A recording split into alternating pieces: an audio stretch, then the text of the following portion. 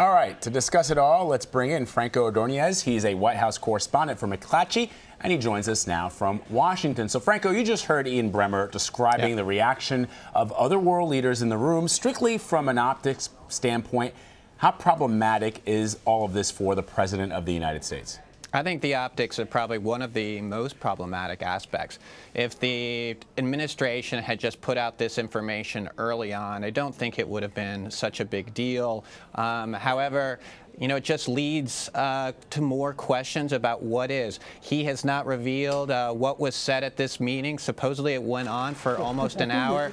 As Ian said, there's a lot of conversation about concern from other leaders about it. They were concerned, so obviously it's going to raise antenna here as well and among reporters. So the president and the White House, for that matter, downplaying this meeting, this conversation. So can you put this in context? Just how unusual is it for an American president to meet with another world leader without any aides there and without an American translator?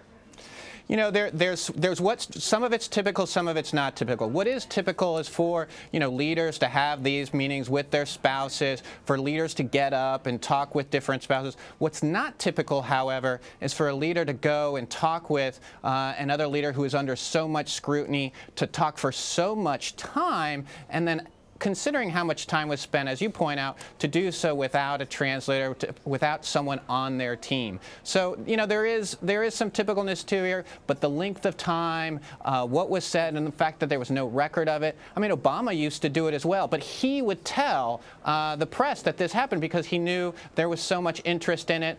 The Trump administration should know, they do know, that, of course, we would be interested in this.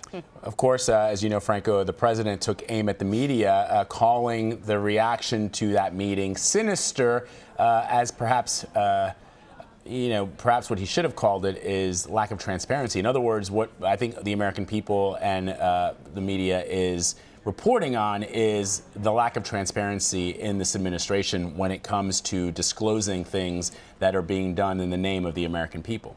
Yeah, I mean, they could have just let people know. I'm not saying people wouldn't have been questioned. There certainly would have been questions regardless, but there wouldn't have been as many questions. There wouldn't have been so much, well, why not just tell us in advance? If you're not, you're not sharing this information, it just kind of leads some to believe, well, why are you not sharing this information? To hear this from other leaders who were concerned about it, who are talking, as Ian pointed out, about body language, about the familiarity here.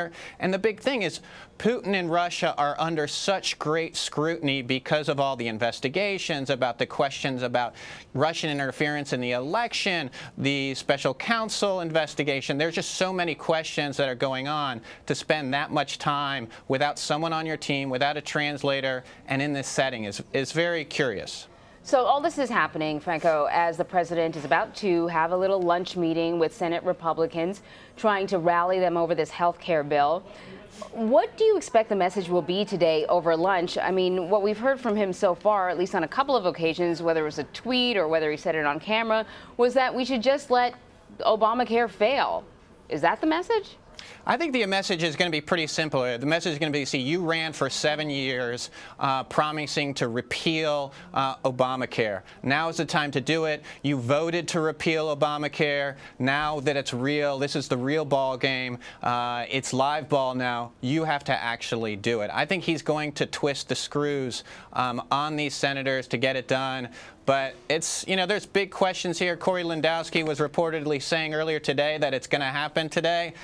But, I don't know. We've seen this before. Certainly when the House, failed to get it done the first time or the previous time, they came back and were able to succeed after, Trump kind of put more pressure on them. Senate is a different kind of team. They got more constituents. They represent the entire state, not just a smaller district area. So it's going to be very tough. And I think the next few hours are going to be very interesting. Yeah, and also just in terms of numbers compared to the House, they have very little wiggle room. Absolutely, absolutely. Franco Ordoñez of McClatchy, thank you so much. Thanks for having me.